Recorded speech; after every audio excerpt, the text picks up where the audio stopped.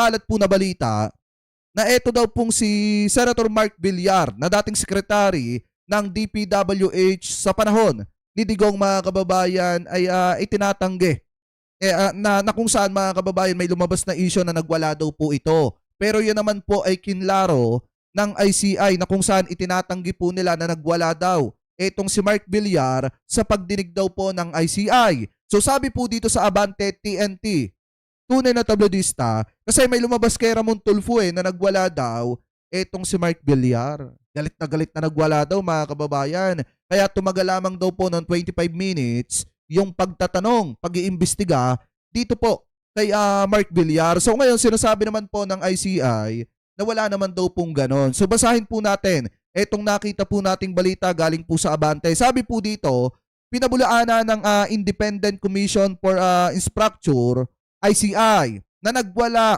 sa isinasagawa nilang pagdinig si Senator Mark Villar at iniskortan palabas ang senador. Ayon kay Attorney Brian Kit Husaka, ICI Executive Director, walang katotohanan ng sinabi ng kolumnistang Simon Tulfo. Nilinaw niyang walang naging gulo sa pagdinig at hindi pinaalis ng security si Villar. Umarap si Villar sa ICI hearing matapos ipatawag upang ipaliwanag ang tungkol sa pagpaplano, pagbabudget, pagpapatupad at pangangasiwa at pagsubaybay sa mga proyektong pang-infrastruktura noong kanyang panunungkulan bilang DPWH Secretary mga kababayan. So ngayon, may kumalat po kasing balita na habang iniimbestigahan daw, eto pong si Mark Villar, ito daw po ay nagwala. Kaya umabot lamang daw ng 25 minutes yung pagtatanong dito daw po kay Mark Villar at ito daw po ay iniskurtan ng mga taga-ICI mga kababayan or ng mga security guard palabas daw po mga kababayan kasi nga nagwala daw etong si Mark Villar. Pero yan naman po mga kababayan ay pinabulaanan ng ICI. So para sa akin, kayo mga kababayan, sa akin kasi, ang pananaw ko dito, kapag kang isang tao kasi mga kababayan, gipit na talagang nagiging emotionally. Diba? Pagka ang isang tao nagigipit na, alam niyo yung nagigipit na, iipit na sa sitwasyon, nagiging emotionally yan. Kasi nga naman kung titingnan po natin, ano ba yung sinabi ni Ramon Tulfo? Asan ba yung si Ramon Tulfo? Ramon Tulfo. Ang sabi kasi ni Ramon Tulfo dito, saan ba yung post niya? Ayan. Ito, nag-post pa ulit siya mga kababayan. Sabi dito, ayan, ininsista ng aking source na tagaloob na nagwala si Senator Mark Villar sa hearing ng Independent Commission on Infrastructure. Sabi ng aking espiya, tumagal lang ng 25 minutes ang interview sa dating DPWH Secretary. Kung di siya nagwala, bakit napakaikli naman ng interview sa kanya samantalang marami sanang itatanong ang mga miyembro ng ICI? Tama nga din naman. Sabi pa dito, well, 25 minutes have been enough in a question and answer session between the good senator and the honorable members of the ICI. Why was Villar escorted out of the session by security personnel? Kasi nga naman mga kababayan, kung hindi talaga nagwala si Mark Villar, bakit nga naman siya i-escortan ng mga security guard palabas, mga kababayan, ng ICI? At bakit nga naman hanggang 25 minutes lang yung itinagal ng pagtatanong mga kababayan dito po kay Mark Villar? Di ba siya yung sekretary ng mga panahon na yon ng DPWH at alam din naman natin na marami din ang nangyaring anomalya sa panahon po ni dating Pangulong Duterte. So ibig sabihin baka totoo nga mga kababayan na nagwala ito pong si Mark Villar at syempre nga naman mapapahiya si Mark Villar baka para lang hindi na lumaki yung gulo, sinasabi lang ng ICI na wala talagang ganon. So nakikita ko dito baka nga nagwala mga kababayan etong si Mark Villar. Di umano. Ano po? So kayo, ano po masasabi nyo? Hingil po dyan. Comment below na lamang po kung ano pong opinion nyo. Hingil po dyan. At ituloy na po agad natin ito pong usapin natin na ito. Dito pa sa nakita po nating balita na kung saan mga kababayan kanina, yung mga DDSet pilit po dinidepensahan yung budget ni Sara na wag mabawasan. Kaso ang problema, hindi po kinatigan ng majority dyan po sa Kamara yung panawagan ng mga kaalyado ni Sara Duterte. So ngayon pakinggan po natin itong sinasabi ni Ungab. This is an objection at the same time since the chair has ruled an appeal to the decision of the chair. Majority Leader. Not to decrease further the budget of the office of the Vice President.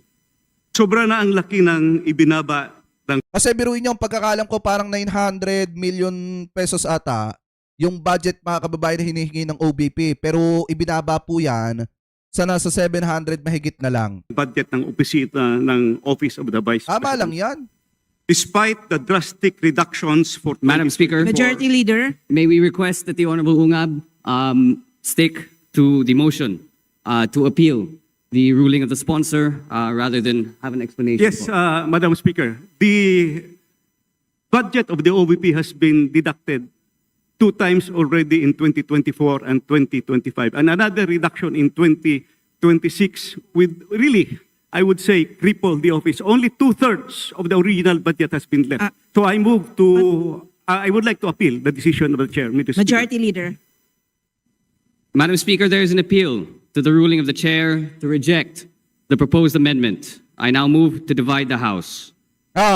For the information of the body, an aye vote sustains the appeal and the nay vote defeats it. The majority kindly solicits a nay vote. All those in favor to the appeal say aye. Aye. All those against say nay. The nays have it. The appeal is lost. Majority Leader. Aktay. Hindi kinatigan ng majority. Pero di napahiya lang si Ungab. Diba? Hindi kinatigan ng majority mga kababayan. Ang nangyari dito, napahiya lang yung tentacles ni Sara Duterte dito po sa Kamara. Eh nasan ba yung ibang mga kaalyado ni Sara dito? Di ba dapat na andito kayo, pulong Duterte para isang bagsakan na lang? Eh ang problema, si Ungab lang yung naandyan dyan na nakikipaglaban para sa budget ni Sara. Nasaglip na si Sara Duterte ang nakikipag-usap dyan. Diba? So ngayon, ang nangyari po dito, napahiya lang si Ungab. Hindi po sinuportahan o kinatigan ng mayorya ng Kamara yung pong request ni Ungab na wag bawasan yung budget ni Sara Duterte na nagkakahalaga or yung budget ng opisina ni Vice President Sara Duterte na nagkakahalaga ng 900 million pesos. At yun nga mga kababayan, since hindi kinatigan ng mayorya, ang nangyari nasa 700 na lang mahigit yung budget ni Vice President Sara Duterte. Eh kung ako nga tatanungin, tama na dyan yung 100 million pesos eh. Kasi unang-una, hindi naman nagtatrabaho. Ito kahit papaano may awa pa rin ako mga kababayan kasi may mga empleyadong pinapasahod yung OBP. Eh kung tutusin, tama na yung 100 million pesos kasi wala naman trabahong ginagawa si Sara Duterte. Saan ka ba naman nagkatala? Tutulong sa Cebu? Eh yung food packs na galing sa DSWD, lalagyan ng eco bag, may tatak na opisina ni Sara Duterte. Diba? Eh kung tutusin, dapat sila, nagpo-provide sila ng sarili nilang pantulong sa laki ng budget nila. Eh ano nangyari mga kababayan? Nilalagay sa eco bag na may tatak na OBP, yung food pack na galing sa DSWD. Yun ba ay gawain ng matinong opisina ng pangalawang Pangulo ng Republika ng Pilipinas? Diba? So anyway, mga kababayan, kayo po, ano po ang masasabi ninyo? Hingil po dyan sa mga topic na yan na tinalakay po natin. Pabor ba kayo mga kababayan na binawasan ang budget ng opisina ni Vice President Sara Duterte? Comment below na lamang po mga kababayan kung ano po masasabi nyo. Hingil po dyan mga kababayan.